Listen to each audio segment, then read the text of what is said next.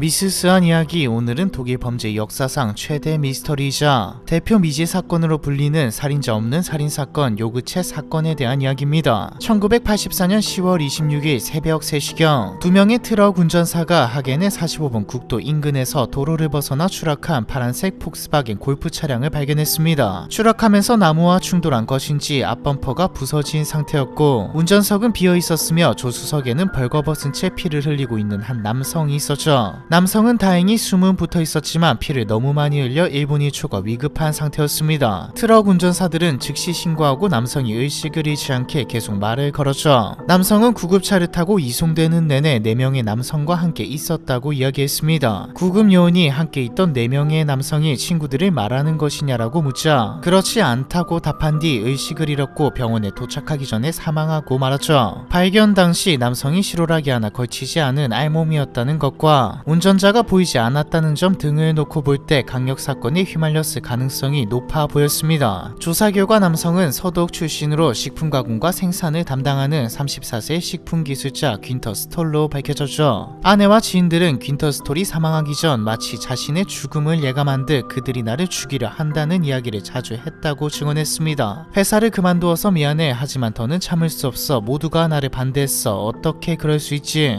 그들이 나에게 끔찍한 짓을 할까봐 겁이 나. 귄터 스톨은 두려움에 사로잡혀 중얼거렸지만 정작 그들이 누구인지 정체를 밝히진 않았습니다. 아내와 지인들은 그저 귄터 스톨이 심한 편집증을 앓고 있으며 헛소리를 한다고 여겼죠. 흔히 편집증이라고 부르는 편집성 인격 장애 환자는 아무 근거 없이 타인이 자신을 착취, 기만하거나 해치려 한다고 믿는 행동 패턴을 보입니다. 실제로 사고 당시 귄터 스톨은 업무가 어려울 만큼 동료들을 불신하고 공격해 해고된 상태였고요. 한 가지 이상한 것은 보통의 편집증 환자는 가족, 지인, 동료 등을 가리지 않고 불신하는 데 반해 귄터 스톨의 경우에는 직장과 관련된 사람들에게만 적개심을 드러냈으며 아내와 지인들은 여전히 믿고 의지하는 듯 보였다는 것이죠. 사망 직전 행적에도 미심쩍은 점이 많았습니다. 귄터 스톨은 사건 전날인 10월 25일 오후 11시경 평소처럼 아내에게 그들에 대한 이야기를 하던 중 갑자기 무언가 깨달은 듯 이제야 알았어 라고 외쳤죠. 그리고 요그체라는 의문의 문장을 종이 위에 썼다가 지우개로 박박 문질러서 지워버렸습니다. 종이도 구겨서 휴지통에 버렸는데 남편의 행동을 수상하게 여긴 아내가 내용을 확인하면서 어떤 글자가 적혀 있었는지 알려지게 되었죠. 이상한 행동을 한 귄터 스톨은 한껏 후련해진 얼굴로 이제 다 괜찮아질 거야, 곧 돌아올게 라는 말을 남기고 집을 나섰습니다. 집을 나선 귄터 스톨은 마치 큰 깨달음을 얻은 사람처럼 들뜬 상태로 가장 좋아하는 인근 술집으로 간 뒤 맥주 한 잔을 주문했죠. 그런데 맥주가 나오기도 전에 갑자기 의식을 잃고 쓰러져서 얼굴에 상처가 생깁니다. 얼마 후 정신을 차린 귄터 스톨은 어지러움과 메스꺼움을 호소했으며 걱정하는 주변 사람들에게 괜찮다고 말한 후 자신의 차를 타고 사라졌죠. 술집을 떠난 지 2시간 후인 오전 1시경 귄터 스톨은 부모님 댁에 있는 옛 동네에 나타났습니다. 동네는 술집에서 멀지 않은 거리에 있었는데 2시간 동안 어디에서 무엇을 하다가 온 것인지는 밝혀지지 않았죠. 귄터 스톨은 부모님 댁으로 곧장 가지 않고 어린 시절부터 알고 지낸 이웃 할머니의 집으로 찾아갔습니다. 자정을 넘긴 늦은 시간에 한마디 연락도 없이 찾아온 것을 이상하게 여긴 이웃 할머니는 문을 열어주지 않고 일단 돌아가고 나중에 이야기하자고 타일렀죠. 귄터 스톨은 잠긴 문 밖에서 오늘 밤에 끔찍한 일이 일어날 것 같다고 호소했습니다. 술에 취한 것 같진 않았지만 몹시 겁에 질려 있었고 누군가를 경계하는 것 같았죠. 할머니가 일단 부모님 댁으로 가라고 해도 부모님은 날 이해하지 못할 것이라며 거부했습니다. 한참의 씨름 끝에야 아내에게 돌아가겠다며 떠나죠. 그리고 2시간 후 고속도로 인근에 추락한 차량 안에서 벌거벗은 채 사경을 헤매는 모습으로 발견된 것입니다. 이어지는 조사에서 몇 가지 이상한 정황도 포착됐습니다. 수사 결과 귄터 스톨은 사고 전에 이미 심각한 부상을 입은 뒤